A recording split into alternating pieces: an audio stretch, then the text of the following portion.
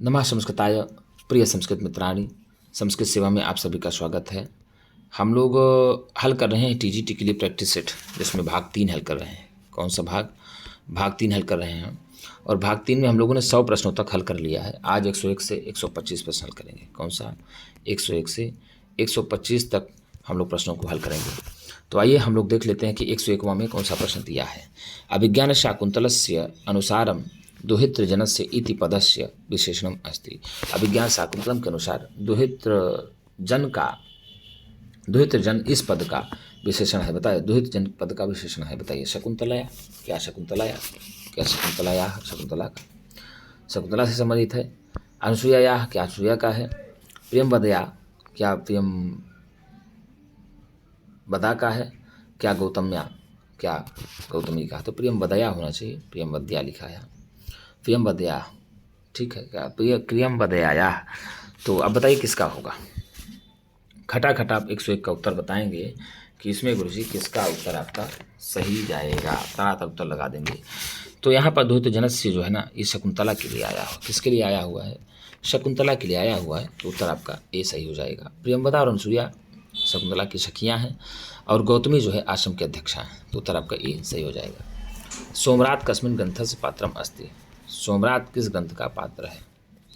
जो सोमरात है वह किस ग्रंथ का पात्र है? क्या अभिज्ञान शाकुंतलस्य? क्या विज्ञान शाकुंतलम का है। सुकनासोपदेशस्य, क्या सुकनासोपदेश का है। किरातार्जुनीयस्य, क्या किरातार्जुनीयम का है। उत्तर रामचरितस्य, क्या उत्तर रामचरितम का है। भाई सोमरात किसका पात्र है? तो भैया सोमरात जो है ना, यह राजा दुष्यंत का पुरोहित है। तो अभिज्ञान शाकुंतलम का पात्र होगा निश्चित रूप से। किसका होगा? राजा दुष्यंत का पुरोहित हुआ सोमरात, तो विज्ञान शाकुंतलम का पात्र हो जाएगा। सुकनासोपदेश महाकवि बाणभट्ट की रचना है, और किरातार्जुनीयम महाकवि भारव की रचना है। उत्तर रामचरितम महाकवि भगवत की रचना है। तो यहाँ जो है अभिज्ञान शाकुंतलस्य का ही है ये पात्र। किस ग्रंथ का पात्र है? सोमरात कस्मिन् ग्रंथस्य पात्रम अस्ति। सोमरात किस ग्रंथ का पात्र है? तो आप बताएंगे अभिज्ञान शाकुंतलम का पात्र है। और सुकनासोपदेश का पात्र है, आपको बता दें कि चंद्रापीठ है। कौन है? चंद्रापीठ जो है सुकनासोपदेश का पात्र है। सुक भी, वैशंपायन भी और सुकनास भी चंद्रापीठ सुकनासोपदेश के ही पात्र हैं। उत्तरामचरितम के पात्र हैं, आप कहते हैं राम कह दें, सीता कह दें, लक्ष्मण कह दें, ठीक है ना। ये सब उत्तरामचरितम के पात्र हैं। किरातार्जुनीय में 5 पांडव मिलते हैं, पात्र आपको मिलेंगे, अर्जुन, भीम, नकुल, सागो, युधिष्ठिर आदि। तो सोमरात जो है अभिज्ञान शाकुंतलम का पात्र है। आपका उत्तर ए सही हो जाएगा। आगे दिया, रामः फलम भक्षयति कर्मवाच्य भविष्यति। राम फल खाता है। बताइए इसमें कर्मवाच्य हो जाएगा, कौन सा हो जाएगा? रामेण फलम भक्ष्यसि, क्या ये बनेगा? क्या रामेण फलम भक्ष्यामि, ये हो जाएगा। रामेण फलम भक्ष्यते, क्या ये हो जाएगा? रामः फलानि भक्ष्यति, ये हो जाएगा। तो ये रामः फलम, तो यहाँ रामेण फलम भक्ष्यते हो जाएगा। रामेण, राम का, रामा का तृतीया में हो गया। फलम नपुंसक लिंग शब्द है, तो यहाँ फलम प्रथमांत वाला है। यहाँ देखो द्वितीय व्यक्ति वाला है, और यहाँ फलम जो है प्रथमा व्यक्ति वाला है, क्योंकि रूप चलता है फलम फलम फले फलानी, फलम फले फलानी। तो रामेण फलम भक्ष्यते, आपका उत्तर सी सही हो जाएगा। 103 का आपका उत्तर सी एकदम करेक्ट हो जाएगा। रामेण फलम भक्ष्यते हो जाएगा।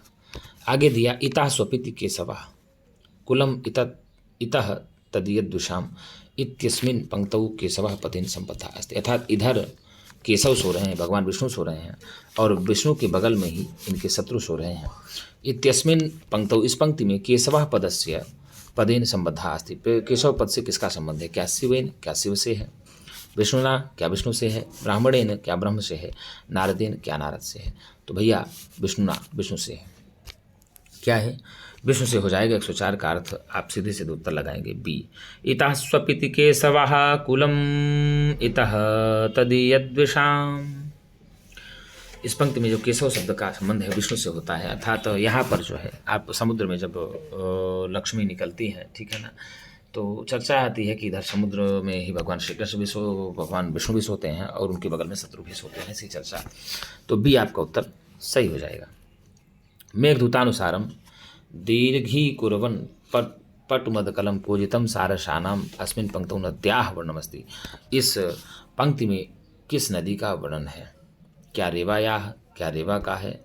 गंभीरायाः, क्या गंभीरा का है। सिप्रायाः, क्या सिप्रा का है। क्या सिंधवाः, क्या सिंधु नदी का वर्णन है। तो मिगजुम के अनुसार दीर्घी कुर्वन् पटुमदकलं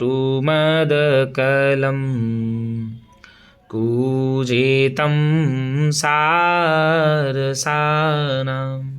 भाई साहब दीर्घ करता हुआ, अत्यंत कूजते हुए, ठीक है ना, चंचल ध्वनि को लंबा करता हुआ। तो यहाँ उज्जैनी में बहने वाली सिप्रा नदी का वर्णन हुआ है। किसका है भैया? उज्जैनी में बहने वाली सिप्रा नदी का वर्णन आया हुआ है। तो आप सीधे से उत्तर लगा देंगे सी। किसका लगा दें? सी, आपको उत्तर सही हो जाएगा। रेवती नदी का भी वर्णन मिलता है, गंभीरा नदी का वर्णन भी मिलता है। तो सिप्रायाह आपका उत्तर चला जाएगा सी फॉर करेक्ट। आपका उत्तर सिप्रा चला जाएगा। भारत मंजरी लेखक का हस्ती। भारत मंजरी के लेखक हैं, बताइए। भारत मंजरी के लेखक क्या है? अभिनंदन है क्या? क्षेमेंद्र क्या क्षेमेंद्र हैं? कल्हण क्या कल्हण है? क्या मंखक हैं? तो भारत मंजरी के लेखक कौन है? तो भैया भारत मंजरी के लेखक क्षेमेंद्र हैं। कौन है? क्षेमेंद्र हैं भारत मंजरी के लेखक। ठीक है, आप उत्तर लगा देंगे सीधे सीधे क्षेमेंद्र। ठीक है, आगे दिया कुलीराह इव तिर्यक परिभ्रमन्ति। अत्र कुलीराह पदस्य कः अर्थः अस्ति। यहाँ कुलीर पद का अर्थ क्या होगा? क्या कुम्हार होगा? क्या खरगोश होगा? क्या केकड़ा होगा? क्या सर्प होगा? बताइए। किसके समान तिरछा चलती है लक्ष्मी? किसके समान? तो कुलीराह इव का अर्थ होता केकड़े के समान तिरछा चलती है। कौन भैया? केकड़े के समान तिरछा चलने वाली। तो उत्तर आपका सी चला जाएगा। बाणास्तु पंचाननः कस्य कथनम अस्ति। बाणस्तु पंचाननः कस्य कथनम अस्ति। चंद्रदेवस्य क्या चंद्रदेव का है? जयदेवस्य क्या जयदेव का है? या गोवर्धनाचार्यस्य क्या गोवर्धनाचार्य जी का है? किसका? क्या गोवर्धनाचार्य जी का है? क्या राजशेखर से क्या राजशेखर जी का है? तो बाणस्तु पंचाननः श्री चंद्रदेव जी का है। किसका है? श्री चंद्रदेव जी का है। और पंच बाणस्तु बाणा जयदेव का है। यदि आपसे कहे पंच बाणस्तु बाणा, यह पंच बाणस्तु बाणा,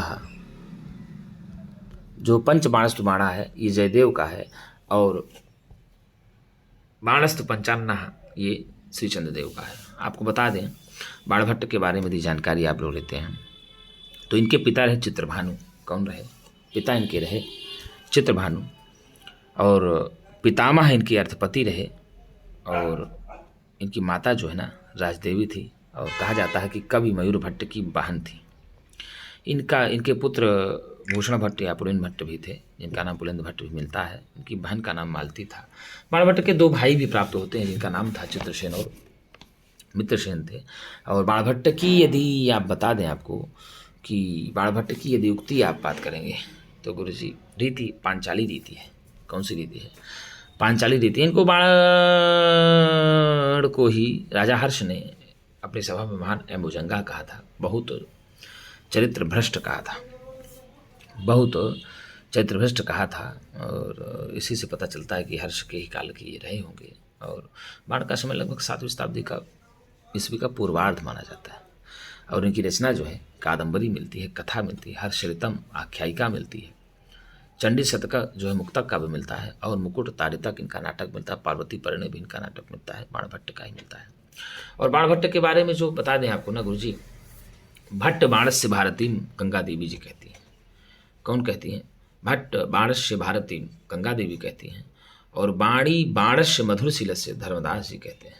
कौन कहते हैं? बाणी बाणस्य मधुरशील से धर्मदास जी कहते हैं। और यदि आप पूछेंगे कि बाणी बाणो बभू क्यों कौन कहा है, गोवर्धनाचार्य जी बाणी बाणो बभू कहते हैं। और कविता कानन केसरी, देखिए बाणस्तु पंचानना भी कहते हैं चंद्रदेव, और कविता कानन केसरी भी कहते हैं। क्या कहते हैं? कविता कानन केसरी। कविता कानन केसरी भी बाणभट्ट को ही कहा जाता है, और पंच बाणस्तु बाणा बाणभट्ट को ही कहा जाता है। चंद्रदेव ने कहा दोनों बातें, कविता कानन केसरी और बाणस्तु पंचानना का। और पंच बाणस्तु बाणा, ठीक है ना, पंच बाणस्तु बाणा। और एक और आता है पंच बाणस्तु बाणा के साथ साथ जो जयदेव कहते हैं, पंच बाणस्तु बाणा जयदेव कहते हैं। और कविता कामनी कौतुक भी जयदेव कहते हैं। कविता कामनी कौतुक भी जयदेव कहते हैं। बाणभट्ट के लिए गद्य सम्राट कहते हैं बलदेव उपाध्याय। और बाणी बाणो बभो जो है आपको बता दें वो गोवर्धनाचार्य जी कहते हैं। कौन कहते हैं? गोवर्धनाचार्य जी भी कहते हैं। महान अयम भुजंगा श्री हर्ष कहते हैं। कौन कहते हैं? हर्षवर्धन। तो आपका उत्तर यहाँ पूछा बाणस्तु पंचाननः कस्य कथनम अस्ति, तो भैया चंद्रदेवस्य कथनम अस्ति। कौन कहता है? चंद्रदेव कहते हैं। काशे महासभा व्यासम कस्मिन् उपाधि विभूषितवान। काशी की महासभा को व्यास ने किसकी उपाधि दी थी? काशी की महासभा ने व्यास को किसकी उपाधि दी थी? बताइए खटाखट। काशी की महासभा ने व्यास जी को कौन सी उपाधि दी थी? खटाखट आप 109 का उत्तर बताएंगे कि काशी की महासभा ने व्यास जी को कौन सी उपाधि दी थी। 109 का तो भारत रत्न से, क्या भारत रत्न की, क्या साहित्य रत्न से, क्या साहित्य रत्न की, संस्कृत रत्न से, बिहार से, किसकी? तो भारत रत्न की उपाधि काशी की महासभा ने दिया था। भारत रत्न की उपाधि काशी की महासभा ने बाणभट्ट को दिया था। किसकी उपाधि? काशी की सभा ने बाणभट्ट की उपाधि भारत रत्न को दी। क्षमता, काशी की महासभा ने अंबिका दत्त व्यास को, बाणभट्ट कह रहा हूँ बार बार, अंबिका दत्त को काशी की महासभा ने ही भारत रत्न की उपाधि दी थी। ठीक है। अब पूछ लेगा कि भारत रत्न की उपाधि किसको मिली है, तो अंबिका दत्त व्यास को मिली है। और व्यास जी को ही काशी की महासभा ने उपाधि कौन सी दी है, तो भारत रत्न की उपाधि दी है, ऐसा मिलता है। और घटिका शतक यदि बात करें तो ब्रह्मामृत वर्षणी सभा ने दिया है। कौन दिया है? ब्रह्मामृत वर्षणी सभा ने इनको उपाधि घटिका शतक की दी थी। और शुकवि की उपाधि जो है भारतेंदु हरिश्चंद्र देते हैं। कौन देते हैं? शुकवि की उपाधि भारतेंदु हरिश्चंद्र देते हैं। काशी कविता वर्धनी सभा भी देती है शुकवि की उपाधि। यदि आपसे पूछ लेता है कि अंबिका दत्त व्यास जी की कौन कौन सी उपाधियाँ हैं, तो आपको बता दें शुकवि जो भारतेंदु हरिश्चंद्र देते हैं, और काशी कविता वर्धनी सभा भी कहती है। और घटिका शतक की उपाधि जो है ब्रह्मामृत वर्षणी सभा देती है। कौन देती है? ब्रह्मामृत वर्षणी सभा देती है। और भारत रत्न की उपाधि जो दिया काशी महासभा व्यासम, ठीक है ना, कस्मिन् उपाधि विभूषितवान। काशी की महासभा ने व्यास जी को किस उपाधि से विभूषित की? तो भारत रत्न की उपाधि से विभूषित किया था। और एक उपाधि इनको प्राप्त होती है व्यास जी को, शतावधान। ठीक है। घटिका 24 मिनट में 100 श्लोकों को रचना कर लेते थे। तो यहाँ उत्तर आपका 1 हो जाएगा। ए चरकर्ति बरभर्ति जरहर्ति इत्यत्र प्रयोग अस्ति, इसमें कौन सा प्रयोग है? बताइए। चरकर्ति में, बरभर्ति में, जरहर्ति में कौन से लकार का? यंग लुकस्य धातुपसर्गस्य सनंतस्य कर्मवाच्यस्य। बताइए 110 का उत्तर आप लोग खटाखट आप लोग उत्तर बताएंगे। चरकर्ति बरभर्ति जरहर्ति, यहाँ यंगलुंग क्रिया है, यंगलुंग, ये यंगलुंगस्य, ठीक है ना। तो यंगलुंग क्रिया का यहाँ प्रयोग किया गया है और शिवराज विजय में ही आया हुआ है, ठीक है ना। तो उत्तर आपका ए चला जाएगा। आगे दिया कस्मिन योगे तृतीया विभक्ति भवति, ठीक है। कस्मिन योगे तृतीया विभक्ति, किसके योग में तृतीया विभक्ति होती है? परितः स्वधा अलम साकम। तो भैया तेन सह साकम स्वयं, ये एक सूत्र है संयुक्ते प्रधाने, संयुक्ते प्रधाने। तेन सह साकम सार्धम समम, अप्रधान की तृतीया विभक्ति, क्योंकि साकः सह सार्धम और समम इन सब के योग में तृतीया विभक्ति हो जाती है। तो ये हो जाता है आपका डी उत्तर। कौन सा? डी। अब आपको बता दें कि अभितः परितः शमया निक्षा हा प्रतियोगे भी, अभितः परितः शमया निक्षा हा प्रतियोगे भी के योग में द्वितीया विभक्ति हो जाती है। तो परितः के योग में द्वितीया विभक्ति हो जाएगी। किसके योग में? अभितः परितः शमया निक्षा हा प्रतियोगे के योग में द्वितीया विभक्ति हो जाती है। आपको बता दें किसके किस में द्वितीय होती है? अभितः परितः समया निकषा हा प्रति, इनके योग में द्वितीया विभक्ति होती है। यहाँ परितः दिया है तो द्वितीय विभक्ति हो जाती है। ठीक है। और क्या कहा, नमः स्वस्ति स्वाहा स्वधा अलम वषट योगाच, तो चतुर्थी हो जाती है। किसकी किसमें, नमः स्वस्ति स्वाहा स्वधा अलम वषट, इनके योग में चतुर्थी हो जाते। इधर अलम भोजनेन अलम तृतीया भी होती है अलम के योग में, और शाकम तीन शाह शाकम साधन सोम के योग में तृतीया हो जाती है। तो फिर आपका दिन हो जाएगा। आगे दिया अमी अमी वेदिम परितः कृप्तधृष्ण्याः इत्यत्र छन्दः अस्ति। अमी वेदिम परितः कृप्तधृष्ण्याः समिद्वन्तः, ठीक है ना, प्रांत संस्तीर्णदर्भा, ऐसे आप लोग पढ़ेंगे। तो अमी वेदिम परतः कृप्तधृष्ण्याः, अर्थात इस वेदी के चारों ओर जो है यज्ञ की जो सामग्रियाँ पड़ी हुई हैं इधर उधर, तो इसमें छंद कौन सा है। इसमें यदि आपसे पूछ ले कि गुरु छंद कौन सा है 112 में, तो आप कौन सा उत्तर बताएंगे। तो भैया यहाँ पर त्रिष्टुप छंद हो जाएगा। कौन सा, त्रिष्टुप छंद हो जाएगा। कौन सा छंद हो जाएगा, त्रिष्टुप छंद हो जाएगा। त्रिष्टुप छंद के प्रत्येक चरण में 11 वर्ण होते हैं। कितने वर्ण होते हैं, 11 वर्ण होते हैं। और चतुर्थ अंक का श्लोक है ये। किस अंक का श्लोक है, चतुर्थ अंक का श्लोक है। जब शकुंतला पतिगृह जाने के लिए तैयार हो जाती है, तो जो है काश्यप जी कहते हैं कि वेदी के चारों को जो भी पड़ा हुआ है इस पवित्र भवन कुंड का आराम से तुम प्रदक्षिणा कर लो। क्या कर लो, प्रदक्षिणा कर दो। और प्रदक्षिणा करने के बाद ही तुम जो है अपने जब पतिगृह को जाओगे तो जो वैतान रूपी अग्नियाँ हैं ये तुम्हें पवित्र करेंगे। इसका श्लोक ही है, अमी वेदिम परितः क्लिप्तधृष्ण्याः समित्वन्तः प्रांत संस्तीर्णदर्भा अपघ्नन्तो दुरितं हव्यगन्धैः वैतारास्त्वां वह्नयः पावयन्तु।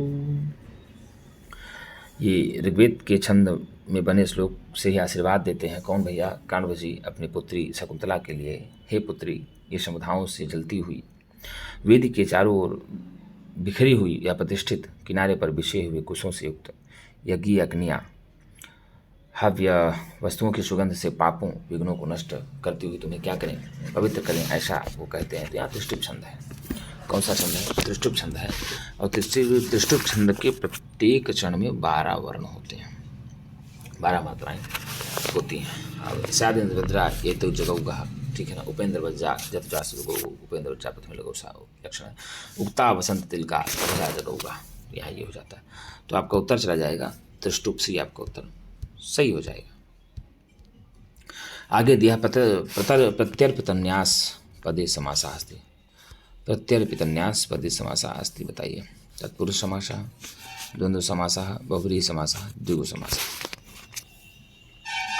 बताइए 113 का उत्तर क्या हो जाएगा। प्रत्यर्पितन्यासः मतलब लौटाई गई जो धरोहर, क्या है, प्रत्यर्पितन्यासः का अर्थ ही होता है लौटाई गई जो धरोहर, इसका अर्थ होता है। तो इसमें कौन सा समास हो जाएगा, तो बहुव्रीहि समास हो जाएगा।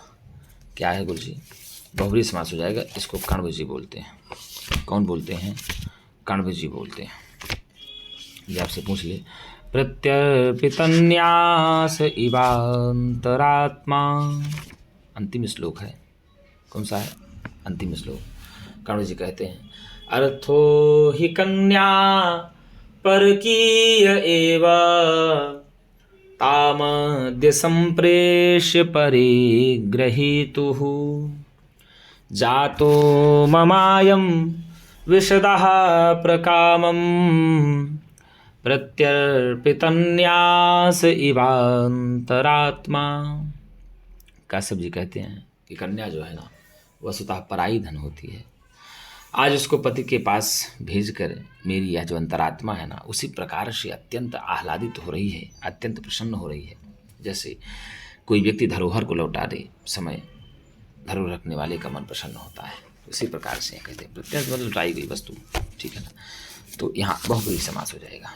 कौन सा, प्रत्यर्पितन्यासः में बहुव्रीहि समास हो जाएगा। वाक्पदीयम रचनाकारा अस्ति, वाक्पदीयम के रचनाकार है भर्तृहरि है क्या, भवभूति हैं क्या, नागेश भट्ट हैं क्या, बाणभट्ट हैं क्या? बताइए भैया, वाक्पदीयम की रचनाकार कौन है? तो वाक्पदीयम एक दार्शनिक ग्रंथ है। कैसा ग्रंथ है? वाक्पदीयम एक दार्शनिक ग्रंथ है जो भर्तृहरि की रचना है। भर्तृहरि ने दार्शनिक ग्रंथ में वाक्पदीयम की रचना की थी। यदि आपसे पूछ ले कि वाक्पदीयम की रचना किसने की थी, तो भर्तृहरि जी ने की थी। और यह व्याकरण ग्रंथ के साथ साथ दार्शनिक ग्रंथ भी प्राप्त होता है, ठीक है ना। व्याकरणिक भी है और दार्शनिक भी है, व्याकरणिक भी है और दार्शनिक भी है, दोनों प्राप्त होता है। तो वाक्पदीयम भर्तृहरि की रचना है, ठीक है ना। किसकी है? भर्तृहरि की। और भवभूत की रचना उत्तराम चरितम, महावीर चरितम, बाणभट्ट की रचना कादम्बरी, सुखनासोपदेश आदि है। तो उत्तर आपका ए सही हो जाएगा। बाणभट्टस्य पितुः नाम किमस्ति? बाणभट्ट के पिता का नाम क्या है? बताइए भैया, बाणभट्ट के पिता का क्या नाम है? भूषण भट्टा? नहीं। चित्रभानु? क्या अर्थपति? क्या कुबेरा? बताइए, अभी हमने बताया है आपको। तो बाणभट्ट के पिता का क्या नाम है? तो बाणभट्ट के पिता का नाम है चित्रभानु।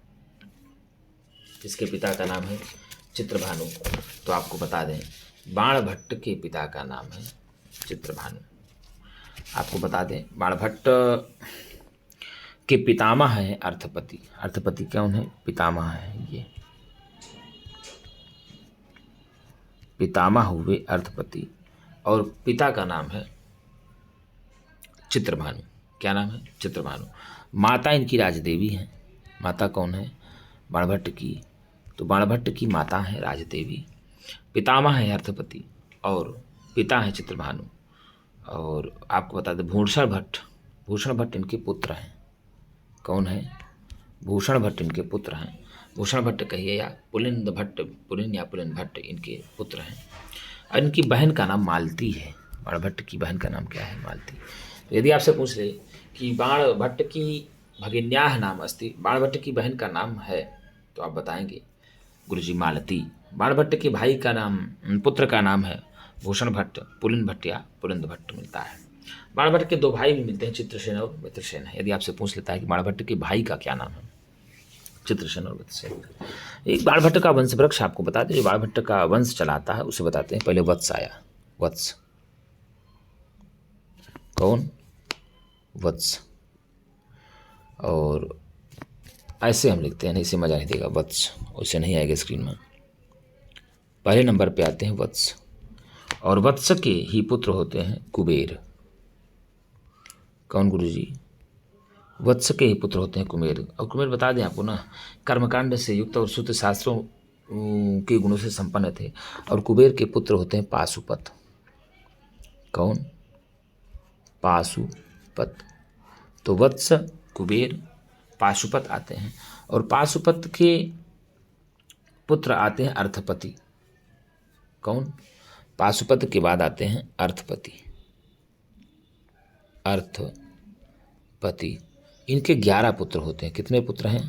अर्थपति के 11 पुत्र होते हैं। अर्थपति के 11 पुत्र होते हैं। 11 पुत्रों में ही एक चित्रभानु होते हैं। कौन? चित्रभानु होते हैं। और जिनके पुत्र होते हैं बाणभट्ट। कौन? बाणभट्ट। उन 11 पुत्रों में एक पुत्र हैं चित्रभानु, जिनके पुत्र होते हैं कौन? बाणभट्ट।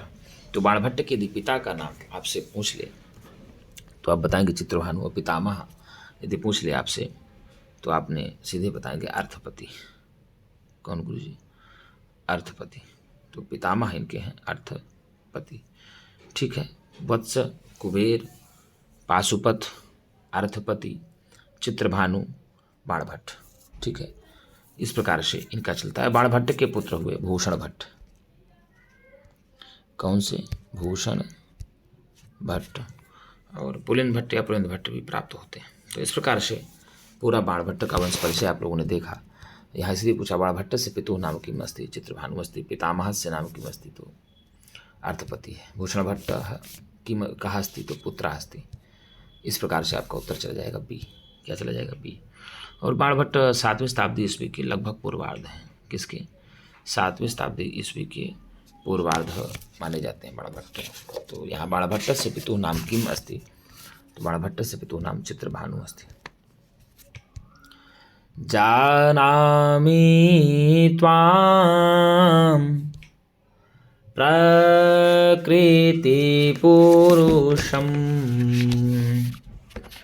कामरूपं मघोनः जानामि त्वां प्रकृतिपुरुषं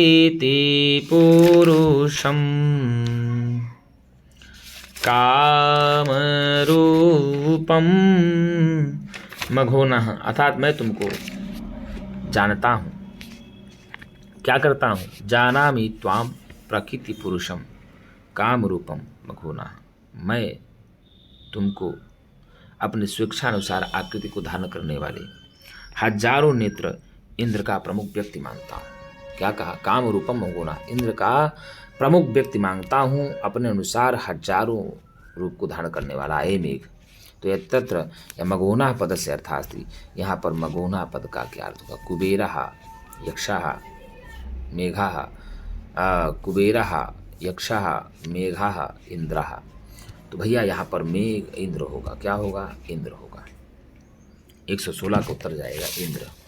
किसका जाएगा? 116 का इंद्र। जाना भी त्वाम प्रकृति पुरुषम काम रूपम मघोना में मघोना पद इंद्र के लिए आया होगा। एक श्लोक आया है, जातम वंशे भुवन वेदिते पुष्करावर्तकानां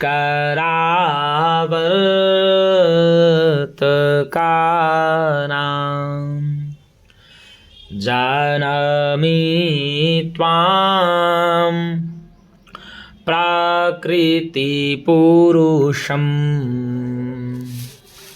कामरूपं मघोनः तेनार्थे त्वं त्वयि विधिवशात् दूरबन्धुर्गतोऽहं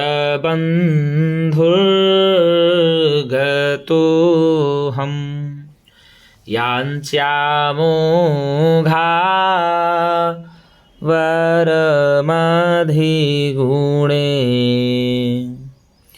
नाधमेलधकामाः।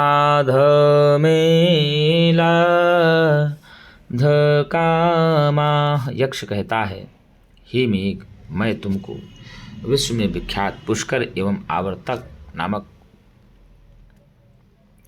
नाम वाले मेघ के कुलों में, उत्पन्न मेघ कुलों में अपनी इच्छा के अनुसार आकृति को धारण करने वाले एवं हजारों नेत्र इंद्र का प्रमुख व्यक्ति मानता हूँ। हजारों नेत्रों के समान इंद्र का तुमको प्रमुख व्यक्ति मानता हूँ।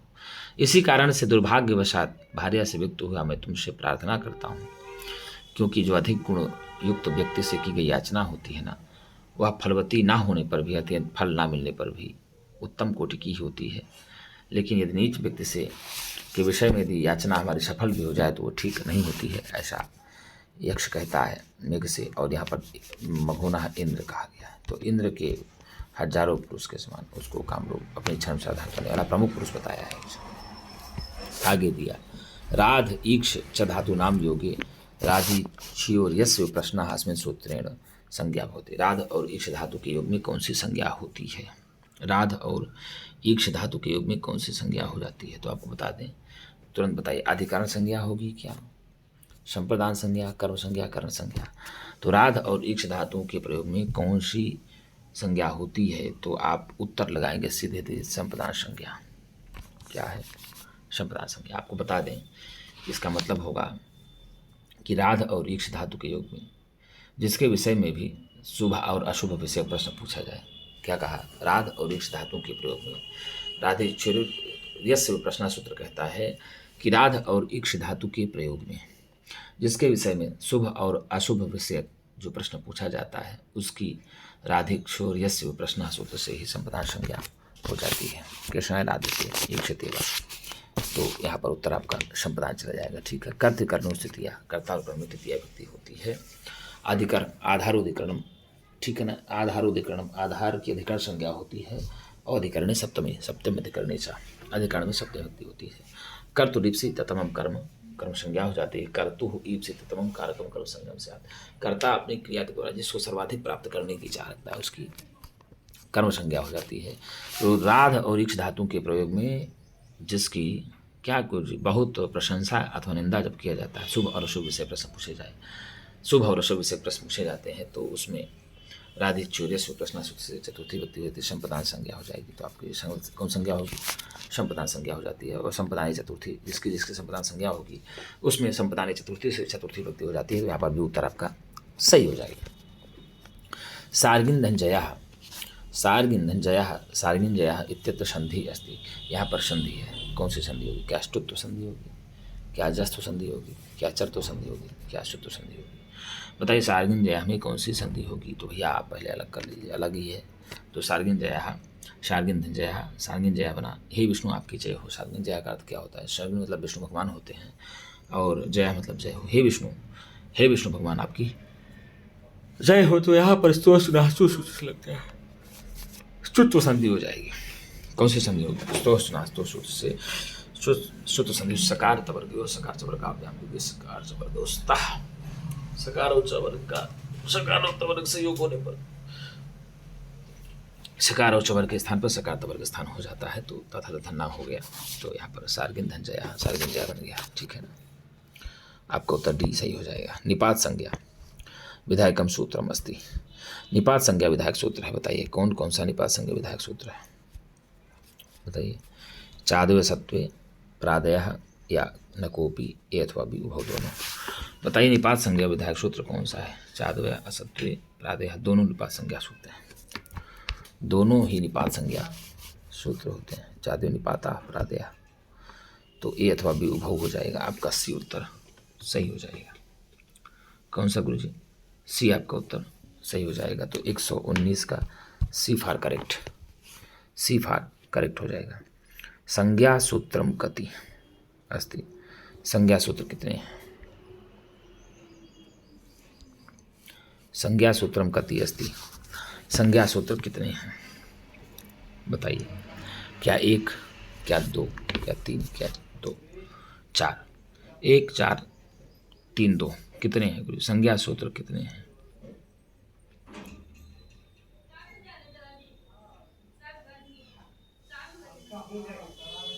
संज्ञा सूत्र तो संज्ञाचा परिभाषाचा विधिर्नियम एवं च आदिदेशोधिकारस्य षड्विधम सूत्र उच्यते। 6 प्रकार के सूत्र कहे जाते हैं। लेकिन यहाँ पूछा संज्ञा सूत्र, यहाँ पद संज्ञा सूत्र पूछना है।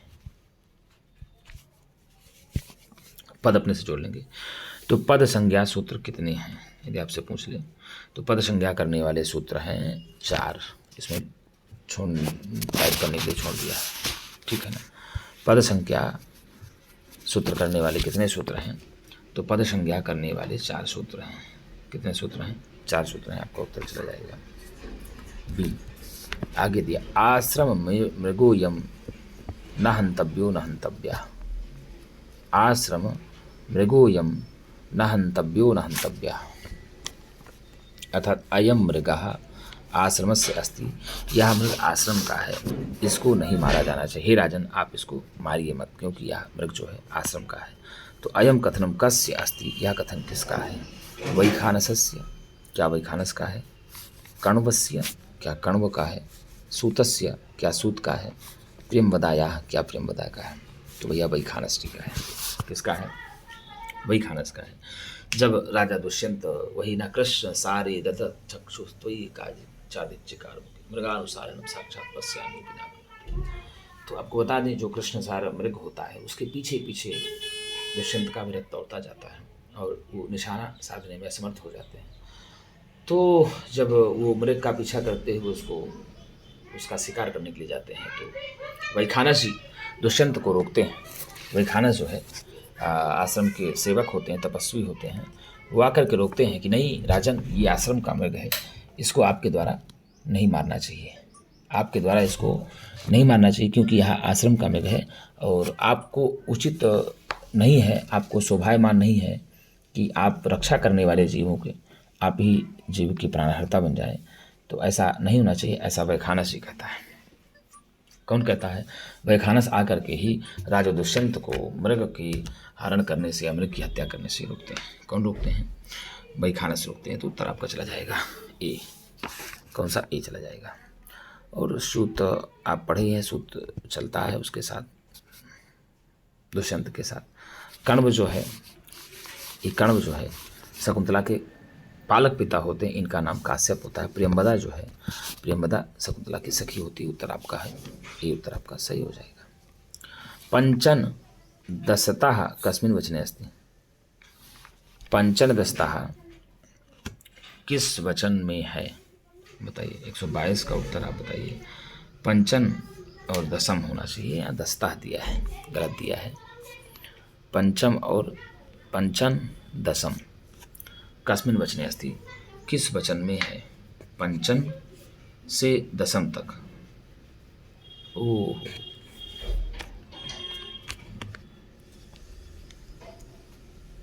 ऐसे बना देते, पंचमात, ठीक है ना। 10 यावत, दशम यावत, ठीक है ना। पंचमी व्यक्ति से लेकर 10वीं व्यक्ति तक कस्मिन् वचने अस्ति? प्लस बना लेते हैं, कस्मिन् वचने अस्ति, ठीक है ना। 5 से लेकर के 10 तक किस वचन में है? क्या एक वचने, क्या एक वचने, द्विवचने, बहुवचने, सर्वे? बताइए। पंचम से लेकर के दशम तक किस वचन में प्राप्त होता है? तो पंचम से लेकर के दशम तक सारे शब्द रूप बहुवचन में चलते हैं। किस में चलते हैं? पंचम से लेकर के दशम तक। यहाँ पंचम होना चाहिए। पंचम से लेकर के दशम तक कस्मिन् वचने अस्ति? तो बहुवचने अस्ति। किस वचन में है? बहुवचन में है। एकम एक वचन में है, द्विवचन में है, त्रीणि चत्वारि पंच, त्रीणि भी बहुवचन में, चत्वारि पंच में, और 6 7 8 9 10 पंचम से लेकर दशम तक सब मतलब बहुवचन में प्रयोग होता है। ठीक। षट षट षट्भी षट्भ्या षट्भ्या षणाम, षट स्वैसे रूप चलता है। पंच पंच पंचभी पंचभ्या, पंचानाम पंच स्वैसे रूप चलता है। सप्त सप्त सप्तभी सप्तभ्या सप्तभ्या सप्तानाम सप्त स्वैसे रूप चलता है। अष्ट अष्ट अष्टभी अष्ट अष्टभी अष्ट अष्ट अष्टभी अष्टभ्या अष्टभ्या अष्टानाम अष्ट स्वैसे रूप चलता है। नव नव नवभी नवभी नवभ्या नवभ्या दशानाम, ठीक है। 10 10 10 भी ऐसे चलता है। तो पंचम से लेकर के, पंचम से लेकर के दशम तक, क्या कहा? पंचम से लेकर के, पंचम से लेकर के दशम तक जो है किस वचन में शब्द रूप चलते हैं? आप बताएंगे कि बहुवचन में चलते हैं। किस वचन में चलते हैं? बहुवचन में। आपका उत्तर सी सही हो जाएगा। सी फॉर करेक्ट आपका उत्तर से। शुश्रूषस्व पदे लकार अस्ति, शुश्रूषस्व पदे लकारः अस्ति। बताइए खटाखट क्या? लट लकार, लंग लकार, लोट लकार, विधिन लकार। तो शुश्रूषस्व पदे लकारः भवति। तो श्रू सन लोट मध्यम पुरुष एक वचन। क्या बना? क्या कहा गुरुजी? श्रू सन लोट मध्यम पुरुष एक वचन, मध्यम पुरुष एक वचन, लोट लकार है। कौन सा लकार है? श्लोक ही है आपको। शुश्रूषस्व गुरून् कुरु प्रिय सखी वृत्तिं सपत्नी जने भर्तुर्विप्रकतापिरोषणतया मास्म प्रतीपं गमः भूयिष्ठं भवदक्षिणा परिजने भाग्ये सनुपसेकिनी। ठीक है ना। ऐसे ही वो कहते हैं, उपदेश देते हैं कि भाई साहब तुम धैर्यपूर्वक सुन लो, अपने सेवक जनों पर दया करना, और अपने राजा के या अपने प्रीतम के या अपने पति के क्रोधित हो जाने पर या थोड़ा सा निंदा कर देने पर तुम कभी उसके विपरीत कार्य नहीं करना। ऐसा जो है काश्यप जी जो है शकुंतला को उपदेश देते हैं, क्योंकि कहते हैं कि इस प्रकार की जो युवतियाँ होती हैं वही गृहिणी पद को धारण करती हैं, इनके अतिरिक्त जो है वो गृहिणी पद के अधिकारी नहीं थे। ऐसा बोलते हैं। कण्व जी आशीर्वाद देते हैं पुत्री को विदा करते हुए। तो यहाँ पर जो शुश्रूषस्व आया है यहाँ किस लकार में है? लोट लकार में। लोट लकार आज्ञार्थ में होता है, लट लकार वर्तमान काल में होता है, और लंग लकार भूतकाल अर्थ में होता है, बिल लकार चाहिए के अर्थ में होता है। तो आपको उत्तर चल जाएगा सी। क्रिया तार्जुनी आखंड सोनू कहा अस्ति। क्रिया तार्जुनी में आखंड सोनू किसको कहा गया है? युधिष्ठिरा क्या युधिष्ठिर को, भीमा क्या भीम को, अर्जुना क्या अर्जुन को, सहदेवा क्या सहदेव को। बताइए भैया, किरातार्जुनीय में आखंडल सोनू किसके लिए कहा गया है? आखंडल सोनू किसके लिए पद आया हुआ है किरातार्जुनीय में? तो यहाँ आखंडल सोनू किरातार्जुनीय में आया है पद अर्जुन के लिए। किसके लिए आया है? आखंडल सोनू पद आया है अर्जुन के लिए। किसके लिए आया है गुरु जी? अर्जुन के लिए आखंडल सोनू पद आया हुआ है किरातार्जुनीय में। किसमें? किरातार्जुनीय में अर्जुन के लिए ही आखंडल सोनू पद आया हुआ है। ठीक है ना? किसके लिए? अर्जुन के। तो आप उत्तर क्या लगा देंगे गुरु जी? आप उत्तर सी लगा देंगे। और भीम के लिए आया है वृकोदरा। भीम के लिए आया है वृकोदरा। नकुल और सहदेव के लिए आया है वनांत सैया कठनी कताक तौ कुचाज तौ विश्व विभाग चौ गुजो तो कथम तुम्हें तौ संयमो यमो विलोक श्वासन बात। नकुल और सहदेव के लिए आप जानते ही हैं कि विश्व विभाग गजो गजो ऐसा कहा जाता है उनके लिए। ठीक है ना? तो आखंड सुनो पद अर्जुन के लिए आता है। किसके लिए आता है? आखंड सुनो पद अर्जुन के लिए आता है। आप उत्तर सीधे सीधे लगा देंगे सी फॉर करेक्ट। क्या लगा देंगे? सी फॉर करेक्ट। आपका उत्तर ही लगा देंगे, आपका उत्तर सी सही हो जाएगा। आगे देखते हैं। कस्य काव्यम नारिकेल फल संवितम? बताइए किसका काव्य नारियल के फल के समान है? अर्थात नारियल का फल जैसे बाहर से अत्यंत कठोर और अंदर से अत्यंत नर्म होता है, तो वैसा काव्य किसका है? किसका काव्य वैसा है? नारियल के फल के समान किसका काव्य? बताइए। भारवी है क्या? भारवी का। कालिदासस्य क्या? कालिदास का। माघस्य क्या? माघ का। बाणभट्टस्य क्या? बाणभट्ट का। तो भैया नारिकेल फल संवितम बचो। नारिकेल फल संवितम बचा, जो भारवी का काव्य है यह नारियल के फल के समान बताया गया है। किसका काव्य? नारियल के फल के समान। जो भारवी का काव्य है वह नारियल के फल के समान बताया गया है। भारवी का काव्य जो किरातार्जुनीयम है ना, एकमात्र रचना है, और उसके प्रारंभिक 3 सर्ग जो है पाषाणत्रय जाने जाते हैं। किसके नाम से? पाषाणत्रय के नाम से जाने जाते हैं। किसके नाम से? पाषाणत्रय के नाम से जाने जाते हैं। उपमा कालिदासस्य, उपमा के लिए कालिदास जाने जाते हैं। भारवेरर्थ गौरवम, भारवी अर्थ गौरव के लिए जाते हैं। दंडिनः पदलालित्यम, दंडी पदलाली के लिए जानते हैं। माघे संति त्रयो गुणा, माघ में 3 गुण पाए जाते हैं। उपमा, अर्थ गौरव और पदलालित्य तीनों माघ में पाए जाते हैं। और बाणोच्छिष्टम जगत सर्वम, कितनी बड़ी बात का। पांचाली रीति बाणभट्ट की प्रिय रीति है।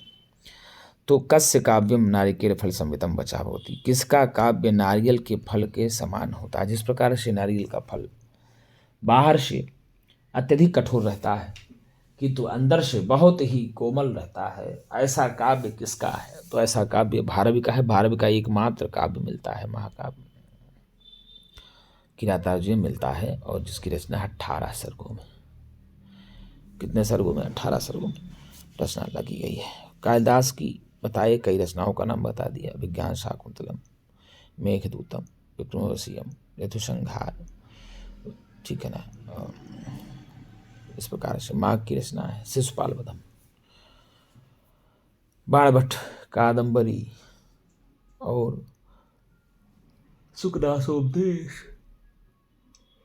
ये सब रचनाएं बाणभट्ट की प्राप्त होती हैं। तो मेरे प्रिय मित्रों, यदि आपको तनिक भी अच्छा लगता हो, यदि आपको वीडियो अच्छी लगती हो, तो एक बार संस्कृत सेवा चैनल को लाइक एवं सब्सक्राइब जरूर करें, और हो सके तो अपने मित्रों के पास भी इसको अधिक से अधिक शेयर करें, क्योंकि हम सुधरेंगे जग सुधरेगा। अपना काम जो हम ईमानदारी से कर रहे हैं, आप भी अपना काम ईमानदारी से करिए। यदि आपको हम ईमानदारी से पढ़ा रहे हैं, प्रत्येक दिन आपको 8 बजे पढ़ा रहे हैं, तो आपको भी ईमानदारी से पढ़ना चाहिए।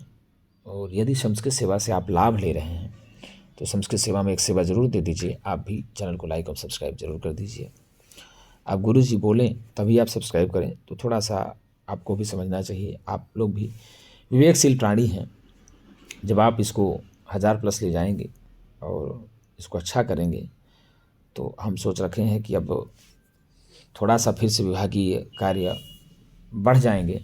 अब हमको जिस जगह पर हैं वहाँ से दूसरी जगह जाना पड़ेगा। मेरे प्रिय मित्रों, थोड़ा सा प्रोन्नत में चले गए हैं हम, तो प्रमोट हो गए हैं, तो इस कारण से थोड़ा कुछ दिन कहीं जाने में इधर उधर मान लीजिए क्लासें ना चल पाएँ, लेकिन फिर भी आपके लिए हम वीडियो रिकॉर्ड करके कहीं ना कहीं रखे रहेंगे पढ़ाने के लिए, कि आपको एक क्लास रोज़ मिलती रहे। तो आप भी यदि नए हैं तो एक बार संस्कृत सेवा चैनल को लाइक और सब्सक्राइब जरूर करें, और हो सके तो अपने मित्रों को भी शेयर करें। तो मित्रों, आज के लिए इतना ही। हम पुनः एक नई वीडियो के साथ मिलेंगे, तब तक के लिए नमः संस्कृताय।